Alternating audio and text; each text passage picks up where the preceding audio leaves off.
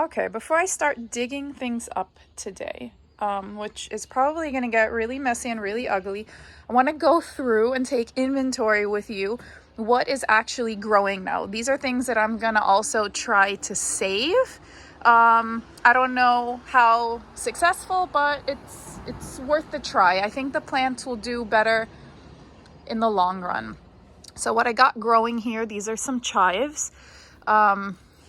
This is a very typical sign of spring when the chives start growing up. I got some green onions here coming up through a flowering plant that I'm going to transplant. Here are definitely a lot more. This is a winter hardy green onion that you just keep cutting the greens off, and the whole season until the next frost we'll have green onion tips. They're not as sharp as when you would take out the whole plant, which you can, but it's a nice addition to scrambled tofu, which it's nice to be able to have a little out of your own garden. So here we have some yarrow. It's growing pretty well. I planted this piece of washed up wood that I found last year, and interestingly enough, they started growing much better once I added wood, which probably changed the temperature of this planter. The planters are pretty old, and we'll see if they survive transplanting. Also got some strawberries here growing that I tried growing from seed for the first time. We'll see if we get strawberries this year. Then we have some tarragon. It actually started coming up, although 3 days ago it was covered in tons of snow. And then I thought, what is that green stuff growing in my raised beds? Because it's way too cold for anything to be growing. Nope. Tarragon thinks that it's absolutely fantastic. So it's definitely time to move things around before the plants get too strong. This guy here is an olive herb. It actually tastes like green olives, which is really great. It doesn't look really good right now. Last year it didn't get so cold and it survived the winter. It's not dead though, but we'll see if we get any more herbs out of it. So I have some Swiss chard here that doesn't look like it survived. We got some raspberries here. I got some spring raspberries and some fall raspberries. They will definitely be coming back. They don't seem to be bothered by the cold. I got some kale down here.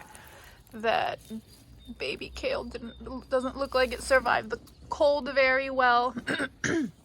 Got another Swiss chard here. It was definitely a lot deeper in the soil and covered in a lot more hay. So as you see here, it has a fresher color and it will definitely come back. I got some rosemary hidden in here. That will definitely be doing really well. It may even flower this year, which is really beautiful and great for our bumblebees and our honeybees. Got some lavender here. That will definitely come back strong. Got to cut off the flowers. Got some sage here. Definitely took a little bit of a hit from the cold weather, but I know it will come back really strong. And even though sage is really well known as an herb for fall and winter from the food flavor profile, I think that it tastes absolutely at its best in summer because it gets a nice fruity and flowery flavor that it's just unbeatable, and it's not as bitter. Although the bitter stuff, the bitter content is probably the stuff that's really good for your throat when you got a sore throat. But flavor-wise for eating, it's absolutely fantastic in the summer. So we got some spearmint hidden under here. Don't expect for it to be coming up yet, but we'll keep it all nice and tucked in. Brussels sprouts. They survived the winter. They're actually growing Brussels sprouts. I actually have been growing them since last year, and yeah, hopefully we'll get some Brussels sprouts out of it. We'll be transplanting them downstairs. We got a garden downstairs to the left. giving it some more room and a little more all natural fertilizer to see if that makes a difference, if we get something yummy here. So then, other than our lemon trees, this one that we got hidden here, the only thing that I have left in the large raised bed is Clematis. That's a really beautiful flower that likes to climb. Right now it looks dead, but it's deceiving. In a few weeks, this will turn from really dry brown into beautiful green and will bring the most beautiful pink flowers. As you see, some of the buds are already starting to come out, and it's really important not to cut it because it will have to start growing all over again. So in our next pot, we got some bay leaf growing here. It survived the cold temperatures pretty well. Took a little bit of a hit because the plant is a bit light in color, but it will come back. Otherwise, I got some peonies growing down there. They'll be coming up in the next few weeks. Here, I have some radishes planted. We can even look and see if they survived. I don't think that they did too well. So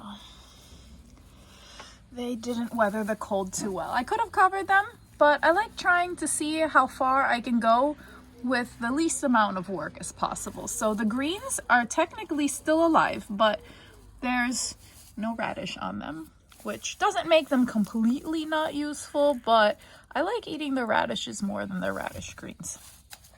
So then we got here a Concord grape that's growing right now. It's still in its winter slumber, but it will come back.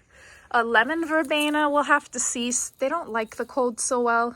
It maybe did. We may have to get a new one. We got a nice little pine tree that we've been growing for 2 years here. Maybe it'll become our Christmas tree one day. Succulent I got growing here. Then in this pot, and this is my absolute favorite for the summer, I have a strawberry mint growing. It's just so delicious, crushed up, fresh in some water or some lemon soda or lemonade. It's absolutely to die for. If you find some, get your hands on it. It dies back every winter. It looks really sad, and then it comes back and has just amazing, amazing flavor. Got some miniature roses here. They'll come back too. And last but not least, we have our beautiful elderberry tree growing here.